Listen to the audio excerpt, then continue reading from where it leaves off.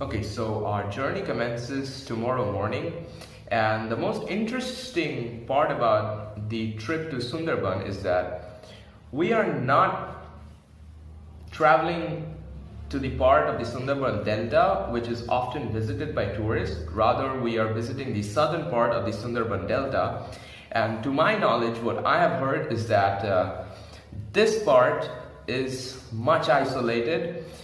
It's full of flora and fauna, and there is not much human habitation except some fishermen and fishermen boats. That's all we can possibly see on the river. So it's gonna be really interesting. It's kind of an adventurous trip, not kind of a typical trip that we expect to Sunderbans. And yeah, our journey commences tomorrow morning at around 3:30 a.m. Pretty anxious about this entire trip. Let's see what's awaiting. So yeah, I'll catch you guys up tomorrow morning. Let's see what's waiting for us. That night we could barely get to manage a couple of hours of sleep. I was very anxious. I had never been to any such trip before, so kind of makes sense, right? Okay, so it's around 3:30 and the car has already arrived outside, so we're about to leave, and right from here we'll be heading towards the Sialda station and we'll be catching a train from there. So yeah, I'll catch you guys up there. See you soon.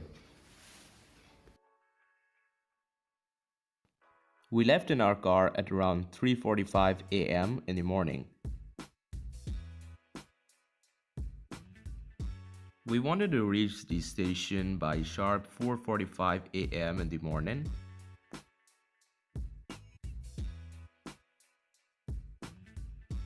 It was an hour-long trip from our house, and guess what? We reached just when the clock touched 4:45. We were bang on in time. We then boarded the Namkhana local, scheduled for departure at 5:12 a.m. in the morning, and took a 1.5 hour long trip to Joynagor.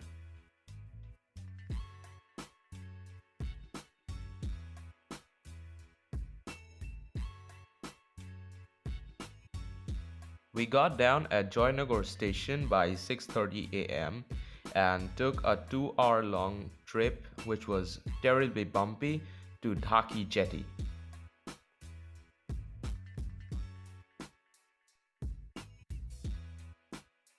Okay, so after traveling around 3 hours in this freaking vehicle, as you can see there, I mean, this has been a terrible experience because the roads are so bumpy here.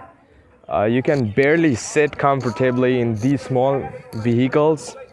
However, we have covered almost the entire path. We are at the side of the river, and now we are going to take the riverine path through the boats and launches, and the rest of the path will be covered with the boat, and then we'll finally be reaching. We arrived at the ferry ghat, and as you can see, look at that. That's the boat. That's the boat, and we are traveling straight to that. Look at that. That's breathtaking. There are on 2 boats, and there are some fishermen right there. These are passenger boats, and it's a breathtaking scene. Wow. Let's see what's more for us to see. So we got inside our houseboat, as you might say, and I've got to say this is the weirdest experience I've ever had in my entire life. Just let me show you what I actually mean. We are literally at the level of water. You can see water out from out there. I mean, I've never experienced any such stuff like this in my entire life. I'm pretty nervous. I mean, a few moments later. Okay, so we are up on the river, up and running on the river. and all you can see around me is just water, water, and water.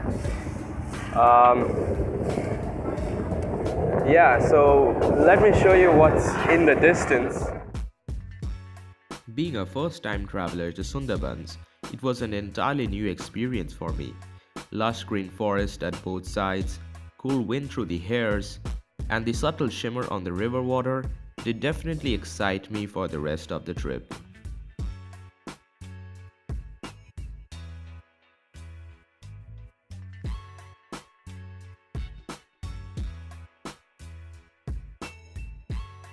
We gradually headed towards the southern delta. We entered a sub-branch of the river and resumed our trip. So we have arrived at this position, and believe me or not, this is not a sea, this is not an ocean, this is not Bay of Bengal, but this is a freaking river. I mean, the first time I heard this, it was impossible for me to believe, but this is a freaking river. And this is known by the Matla River, and as far as your eyes can reach, all you can see is water and water.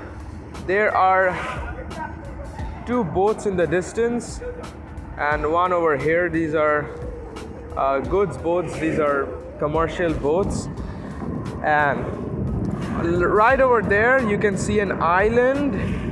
I don't know particularly what the name of that island is, but this is huge and it's a brilliant experience.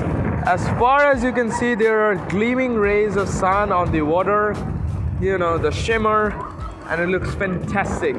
Okay, so we are right now in the middle of a river, and trust me or not, this has been a beautiful experience.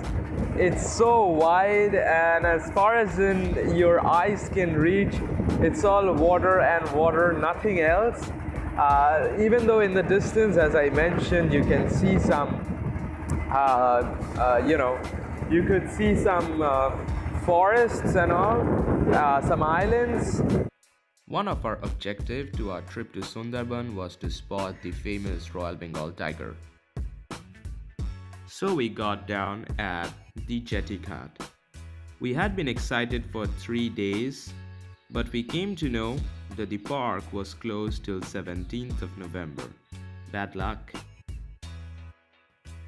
It was all because of the cyclone Bulbul which hit the area a week before.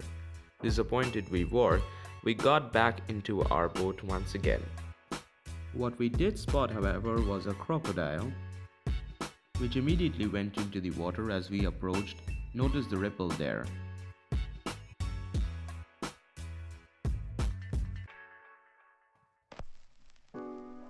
It was finally in the evening when we reached the southern delta, which we had been long awaiting for. There was a certain coolness and freshness in the air. All I could hear are the birds chirping and the river flowing. It was experience of a lifetime, one of a kind. At night, the stars were all over the sky and we could even hear the deers in the jungle. The next morning, which was also the last day of our trip, we went to a small village called Kuemuri. I had a good time there as well, and I also made new friends. Summing it up, Sunderban is one such place where silence truly speaks. I definitely say, however, the southern delta is the actual place where one can truly experience solitude. Hope you liked the video. Like, share, subscribe, and I'll see you next time.